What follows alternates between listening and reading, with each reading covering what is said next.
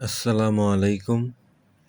Honours প্রথম বর্ষের ব্যষ্টিক অর্থনীতির চাহিদা ও যোগান অধ্যায়ের আরও একটি ভিডিওতে সবাইকে স্বাগত।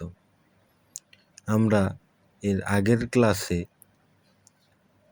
চাহিদা সূচি কাকে বলে এই বিষয়টা নিয়ে আলোচনা করেছিলাম এবং আজকে আমরা এই চাহিদা সূচি এবং এই চাহিদা রেখা নিয়ে আলোচনা করব। তো আগের ক্লাসে আমরা বলেছিলাম চাহিদা সূচিটা কাকে বলে, যে কোনো পণ্যের যখন দাম বাড়ে তখন ওই পণ্যের চাহিদা কমে, আর কোনো পণ্যের দাম যখন কমে তখন ওই পণ্যের চাহিদা বেড়ে যায়। এই পণ্যের দাম এবং এই চাহিদার পরিমাণের এই নির্ভরশীলতার সম্পর্ককে যে সূচির মাধ্যমে প্রকাশ করা হয় তাকে বলা হয় চাহিদা সূচি। তো এটা আমরা আগের ভিডিওতে বলেছি। এখন এটা যদি আমরা এই চাহিদা সূচিটা যদি আমরা যেই কথাটা বললাম যে পণ্যের দাম কমলে চাহিদার পরিমাণ বাড়ে এবং পণ্যের দাম যদি বাড়ে তখন চাহিদার পরিমাণ কমে, এই বিষয়টা আমরা একটা কাল্পনিক একটা চাহিদা সূচির মাধ্যমে আমরা বিষয়টা বোঝার চেষ্টা করব। তো প্রত্যেকটা চাহিদা সূচি একই রকম। যদি একটা চাহিদা সূচি বোঝা যায় তাহলে যত প্রকার চাহিদা সূচি আছে সবগুলি বোঝা যাবে। তো আমরা একটা কাল্পনিক চাহিদা সূচির সাহায্যে এই সূচিটা ব্যাখ্যা করার চেষ্টা করব। কাল্পনিক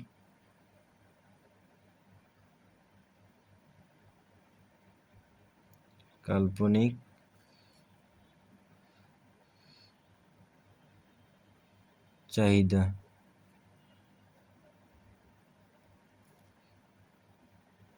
সূচির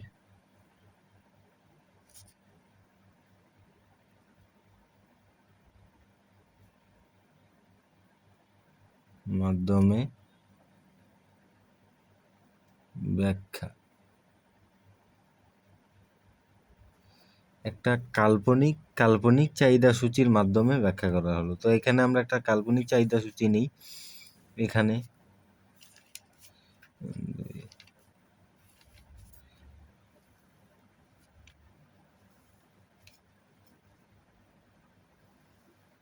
এখানে হচ্ছে পণ্যের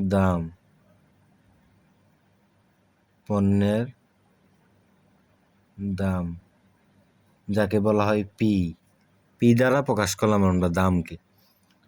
আর এখানে হচ্ছে চাহিদার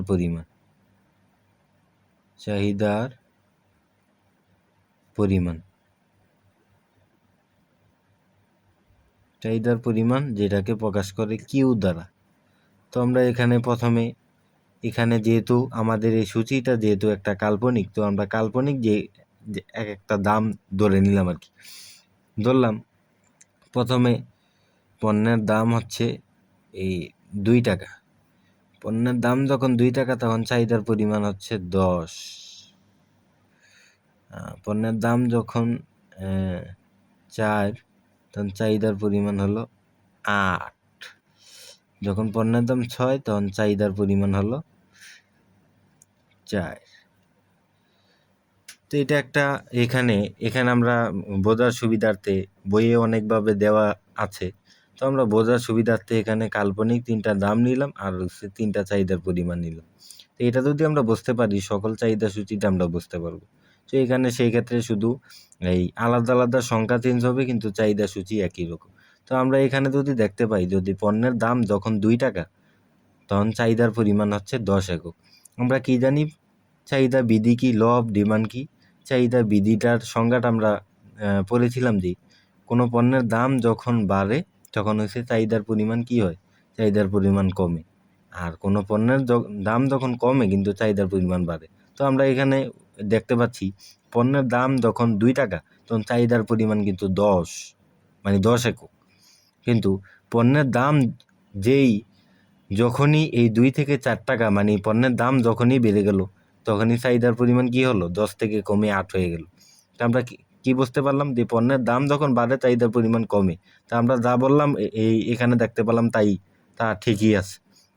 যে পণ্যের দাম যখনই 2 টাকা থেকে 4 টাকা বেড়ে গেল, তখন চাহিদার পরিমাণ কি হলো? 10 থেকে 8 হলো। মানে দাম বাড়লে চাহিদা কমে।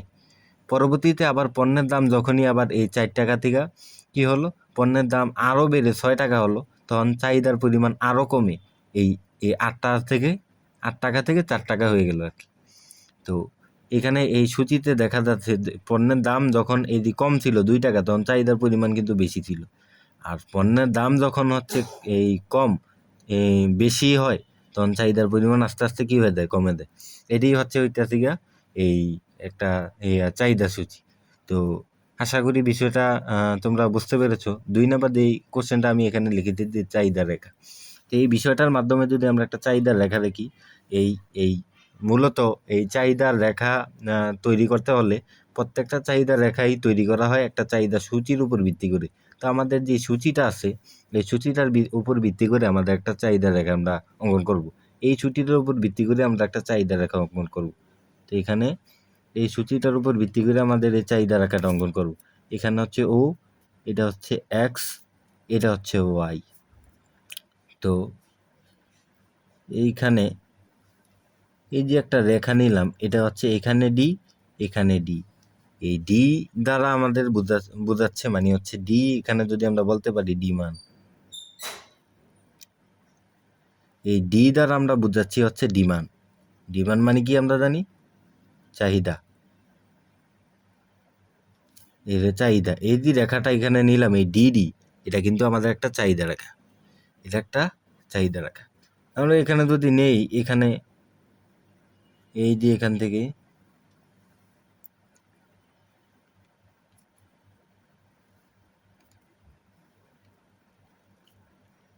এইখানে করল, তো আমরা জানি প্রত্যেকটা এর ভিতরে এই যে এটা যে ও এক্স যে অক্ষটা, এটা তো একটা চাহিদা রেখা। এটা হচ্ছে একটা চাহিদা রেখা। এটা তো একটা চাহিদা রেখা। আমরা জানি এই ও এক্স অক্ষ, এটাকে ও এক্স অক্ষ বলা যায়, আবার এটাকে ভূমি অক্ষ বলা যায়। তো আমরা এটাকে ভূমি অক্ষ ধরলাম। তো আমরা জানি যে এটাকে ভূমি অক্ষ ধরলাম, যে ভূমি অক্ষে সবসময় চাহিদার পরিমাণ দেখানো হয়। চাহিদার পরিমাণ, চাহিদার পরিমাণ।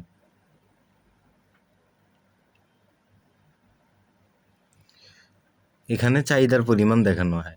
আর এটা হচ্ছে আমাদের এই ওয়াই ও এবং ওয়াই অক্ষ বলা যায়, এটাকে আবার লম্ব অক্ষ বলা যায়। তো আমরা এটাকে লম্ব অক্ষ ধরলাম, এটাকে লম্ব অক্ষে দাম দেখানো হয়। এটা হচ্ছে একটা লম্ব অক্ষ, ও ওয়াই অক্ষটা লম্ব অক্ষে আমাদের দাম দেখানো হয়েছে, আর ও এক্স অক্ষে আমাদের চাহিদার পরিমাণ দেখানো হয়েছে। তো আমরা যদি সবসময় জানার বিষয় যে এই যে এই ভূমি অক্ষে চাহিদার পরিমাণ সবসময় ডান দিকে সবসময় বাড়ে, আর এই বাম দিকে যদি আসে তাহলে কমে। তো আমরা যদি চাহিদার পরিমাণটা দেখি, এদিকে আমরা জানি যে প্রথম এদিকে যদি আসলে তাইলে কম হয়, আর ডান দিকে যত যাবে তত কি হবে? বেশি হবে। তো সবচেয়ে কম এখানে আমরা কোনটা দেখতে পাচ্ছি? সবচেয়ে কম হচ্ছে এখানে 4। তারপরে আমরা জানি কি এই ডান দিকে যখন বাড়বে, ডান দিকে গেলে বাড়ে, তাহলে এখানে হচ্ছে 8, তাহলে এখানে হচ্ছে 10। আর এই পণ্যের দামটা এই লম্ব অক্ষে যে দামটা দেখানো হয়েছে, দাম সবসময় উপরের দিকে বাড়ে। তো উপরের দিকে যখন বাড়ে, উপরের দিকে সবচেয়ে এই এই উপরের দিকে সবসময় বাড়ে, তাহলে উপরে সবচেয়ে দাম বেশি কত? 6, 6, তারপরে হচ্ছে 4, তারপরে হচ্ছে 2। এটা হচ্ছে সর্বনিম্ন দাম, আর এটা হচ্ছে সর্বোচ্চ দাম। তো এখানে আমরা এটা লিখলাম। তখন এই যে সূচিটা, এই সূচিটা যদি এই রেখাটা যদি আমরা বুঝতে পারি, তাহলে এই জাতীয় যত রেখা আছে চাহিদা রেখা আমরা বুঝতে পারবো। তো এই রেখাটা যদি আমরা বিবরণ দিতে যাই, তাহলে আমরা কি লিখব? তাহলে আমরা লিখব কি, এই চাহিদা রেখার ঐতিহাসিকের লম্ব অক্ষে কি দেখানো হয়েছে? লম্ব অক্ষে দাম দেখানো হয়েছে। এই যে এটা তো একটা লম্ব অক্ষ, এখানে দাম দেখানো হয়েছে। আর এটা একটা ভূমি অক্ষে চাহিদার পরিমাণ দেখানো হয়েছে। প্রথম আমাদের এই কথাটা, পরবর্তীতে ডি হচ্ছে একটা চাহিদা রেখা। তো এখানে এই বিন্দুগুলো যদি আমরা একটা নাম দিই এ বি সি, এই ডিডি হচ্ছে এই চাহিদা রেখা। আমরা দেখতে পাচ্ছি পণ্যের দাম, এই দাম যখন ঐতিহাসিক কম, এখানে পণ্যের দাম যখন দেখা গেছে কম, এই যে 2 টাকা, তখন চাহিদার পরিমাণ কত? এই যে এই পরিমাণ সর্বোচ্চ। এদিকে এই ডান দিকে যতই যাবে, এই ডান দিকে মানে ঐতিহাসিক বেশি পরিমাণ বেশি নির্দেশ করে। তাহলে 2 টাকা দামে আমরা দেখতে পাচ্ছি চাহিদার পরিমাণ ঐতিহাসিক 10 একক। যখনই দাম হচ্ছে যখনই দাম হচ্ছে বেড়ে 4 টাকা হলো, তখন চাহিদার পরিমাণটা কমে এদিকে, এই বাম দিকে যদি স্থান পরিবর্তন হয়, এই সাইডে কমে এদিকে, তখন এতক্ষণ ছিল যখন 2 টাকা দাম ছিল তখন আমাদের চাহিদার পরিমাণ ছিল এতটুকু।